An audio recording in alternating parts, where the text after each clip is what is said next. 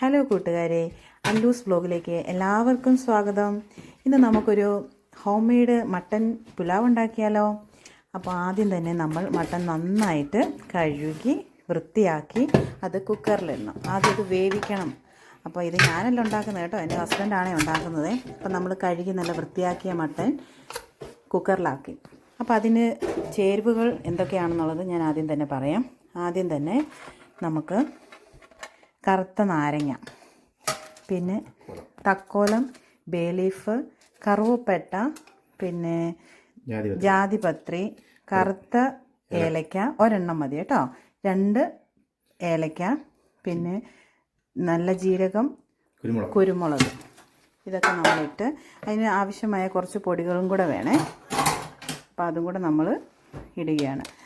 കുറച്ച് 1 സ്പൂൺ ഗരം മസാല. അപ്പോൾ ഒരുപാടൊന്നും വേണ്ട, അതിനൊരു കുത്തുണ്ടാവും. അതുകൊണ്ട് കുറച്ച് ഗരം മസാല, പിന്നെ മഞ്ഞൾപ്പൊടി, നല്ല ജീരകപ്പൊടി, കുരുമുളക് പൊടി, ഇത്രയാണ് നമ്മൾ. പിന്നെ ആവശ്യത്തിന് ഉപ്പും ചേർത്ത് നമ്മൾ നന്നായിട്ട് ഒന്ന് മിക്സ് ചെയ്യുക. അങ്ങനെ നമ്മുടെ മട്ടൻ റെഡി ആയിട്ടുണ്ട്. ഇനി നമ്മൾ ഈ മട്ടൻ്റെ പീസുകളെല്ലാം എടുത്ത് മാറ്റിയതിന് ശേഷം ആ വെള്ളത്തിലാണ് നമ്മൾ റൈസ് അടിക്കുന്നത്. അപ്പോൾ ആ വെള്ളം നമ്മൾ അരിച്ചെടുക്കുകയാണ് ചെയ്യേണ്ടത്. ഇനി നമ്മൾ റൈസ് പ്രിപ്പറേഷൻ ചെയ്യാൻ വേണ്ടി പോവുകയാണ്. ആദ്യം തന്നെ നമ്മൾ മട്ടൻ്റെ വെള്ളം നമ്മൾ എടുത്തിട്ടുണ്ട്. അത് 1 കപ്പിന് 1.5 കപ്പ് വെള്ളമാണ് നമ്മൾ ഉപയോഗിക്കുന്നത്.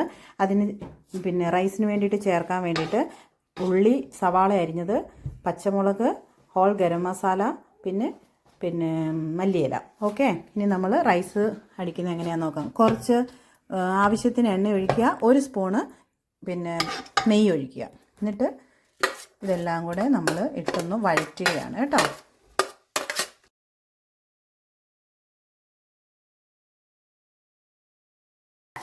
ഇനി നമുക്ക് ഇഞ്ചി വെളുത്തുള്ളി പേസ്റ്റും കൂടെ ആഡ് ചെയ്ത് കൊടുക്കണേ.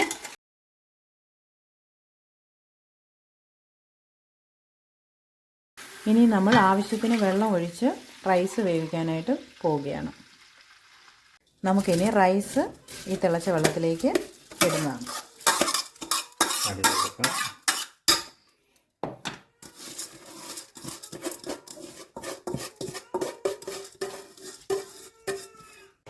ഇപ്പോൾ റൈസ് ഏകദേശം ആയിട്ടുണ്ട്. അപ്പം വെള്ളം നമുക്ക് റൈസിൻ്റെ ഏകദേശം അടിയിലെത്തി കഴിയുമ്പോൾ നമ്മൾ വേവിച്ച് വെച്ചിരിക്കുന്ന മട്ടൻ എടുത്ത് റൈസിൻ്റെ മുകളിലേക്ക് ആക്കി വെച്ചിട്ട് നമ്മൾ ഇനി ദം ചെയ്യാൻ പോവുകയാണ്. ഓക്കെ, ഇപ്പം നമ്മളുടെ ദം റെഡി ആയിട്ടുണ്ട്.